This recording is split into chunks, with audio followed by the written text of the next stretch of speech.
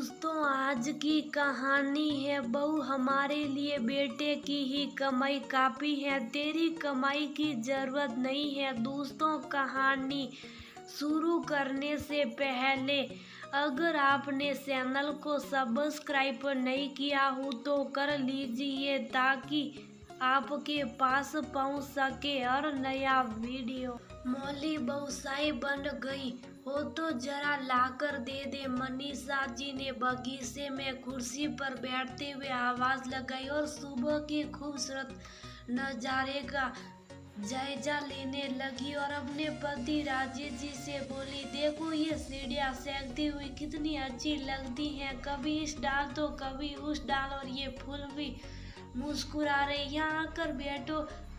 ये हरियाली और प्रकृति के नज़ारे देखकर मन खुश हो जाता। फिर थोड़ी देर बाद उनकी तैयारियां सड़ गई। ये मौली अभी तक भी चाय नहीं लाई। पीछे से ट्रे में चाय लाते हुए मौली देखती हैं तो उनका मुंह बन जाता। कितनी देर लगा दी, वह मम्मी जी। रिंकी उठ गई थी और रोने लगी, उसे शुभ करा के आई हूँ। ठीक है, अब जल्दी से खाने की तैयारी कर दो, फिर कहेगी ऑफिस के लिए देर हो गई। मौली उल्टे पाँव दौड़ी। सब्जियां कल रात को नहीं काट पाई थी क्योंकि देर हो गई थी और मम्मी जी को कह नहीं सकती थी क्योंकि उन्हें शादी होते ही रसोई मौली को सौंप दी।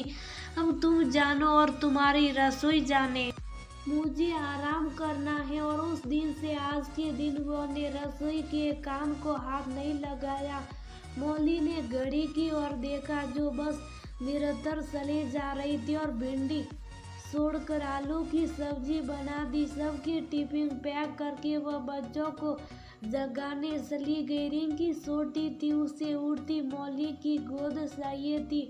वहीं राहुल रिंकी से 5 साल बड़ा था। वह उठते ही अपने सारे काम खुद ही निपटा लेता था।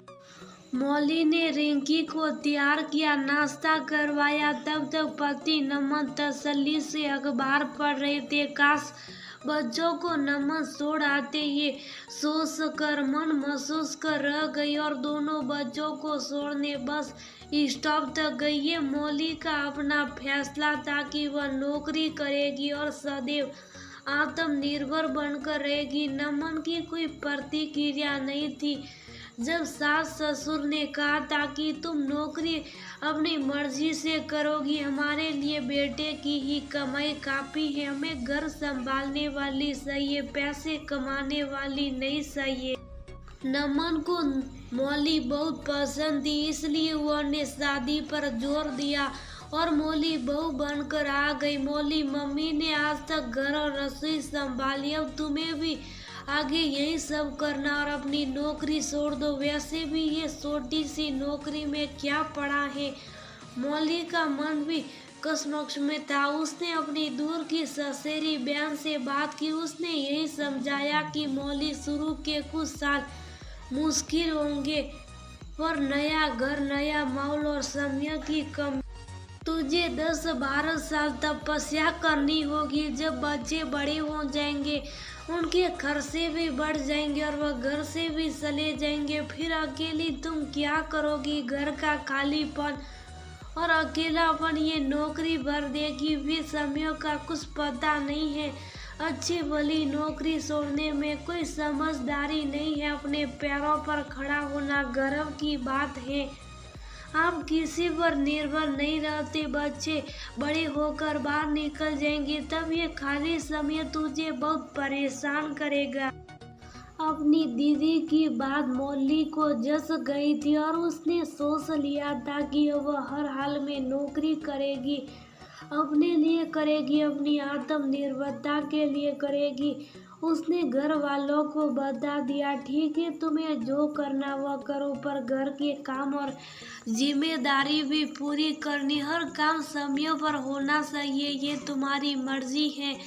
रात को देर तक जागो या सुबह जल्दी उठकर हर काम निपटाओ। सासू माँ ने भी फैसला सुना दिया। तब से मौली की जिंदगी में भागा दौड़ी ही चल रही। घर से ऑफिस और ऑफिस से घर। मौली बस स्टॉप से घर आई तो सासू माँ ने हल्ला मचा रखा था। मैंने तुझे भरवा भिंडी बनाने को कहा था और तूने आलू बना दिया। हाँ मम्मी जी, ऑफिस के लिए देरी हो रही थी तो जल्दी में यही बना दिया। मौली ने घर के अंदर घुसते हुए कहा, आग लगे तेरी नौकरी को, ढंग का खाना भी नहीं बना सकती है। मेरे बेटी की कमाई ही काफी है। तू नौकरी करके हम पर कोई एहसान नहीं करे। गृहस्थी संभाल, व बड़ी चीजें, तेरी नौकरी का क्या। मौली ने सब सुना और कोई जवाब नहीं दिया। अपना काम निपटा कर वह ऑफिस चली गई। आज काम ज्यादा था, काफी थकान आ रही थी। घर पहुंचती देखा टेबल पर सब्जियां रखी थी। मौली आज पालक पनीर बना लेना, बड़ा मन कर रहा। पालक भी साफ नहीं था। मौली ने पहले पालक साफ किया, फिर खुद के और सास ससुर के लिए चाय सजा दी, फिर रात के खाने की तैयारी में लग गई। नमन और सास ससुर खाने की टेबल पर बात कर रहे थे। बुआ जी की बेटी की शादी है और मायरा भी लेकर जाना, आखिरी शादी है तो बुआ जी सोने के कंगन की जिद पकड़ी हुई है। कर ये घर में 3 कमाने वाले भाई साहब इतना तो कर सकते। मेरे ससुराल में मेरी नाक मत कटवाना पापा, आपकी तो पेंशन भी कम आती और मेरी सैलरी भी बहुत ज़्यादा नहीं है। 2 साल से प्रमोशन अटका हुआ, एकदम से इतना कैसे कर पाएंगे। इस महीने से बच्चों की फीस भी बढ़ गई है, राशन, बिजली, घर की EMI, मेडिकल खर्च से सब कुछ होता। अंगूठी होती तो कर ही देते, पर सोने के कंगन तो बहुत महंगे पड़ेंगे। बुआ जी को समझना चाहिए। नमन ने कहा, आखिरी काम है कर देते, फिर मौली भी तो कमाती है, घर परिवार पर ही तो खर्च करना। अब मुझे नाक नहीं कटवानी। तू बहू से बात कर पापा, उसको तो जरा सी सैलरी मिलती है, वह क्या दे पाएगी। बूंद बूंद सी घड़ा भरता उसने भी तो इकट्ठा किया हुआ होगा, तू बोल दे देगी। मौली की सास ने जोर दिया, मौली इधर आना। नमन ने आवाज लगाई, बुआ के मायरा भरना, तुम अपने अकाउंट से कुछ पैसा दे दो, सोने के कंगन देने। नमन ने आदेश सुनाते हुए कहा, मम्मी जी, नमन अपनी कमाई से सोने के कंगन भी नहीं ले सकते क्या? आखिर घर तो आपके बेटे की कमाई से चल रहा है, बेटे की कमाई काफी नहीं है क्या? ये सब सबके लिए अनपेक्षित थे। मौली ऐसी थी, जवाब दे सकती, किसी ने कल्पना तक नहीं की थी।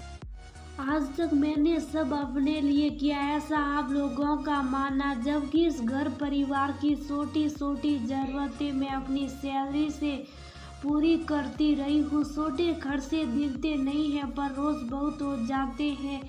नमन, तुम्हें याद है तुमने कभी मुझे सब्जी लाने के पैसे दिए हो? तुम्हें याद है कभी तुमने मेरी स्कूटी में पेट्रोल भरवाया हो? तुमने कभी मुझे शॉपिंग करवाई हो? कभी पार्लर के लिए पैसे दिए? ये सब खर्चे मेरी सैलरी से ही निकलते, उसके बावजूद भी मैं हर महीने पैसे बचा ही लेती हूँ।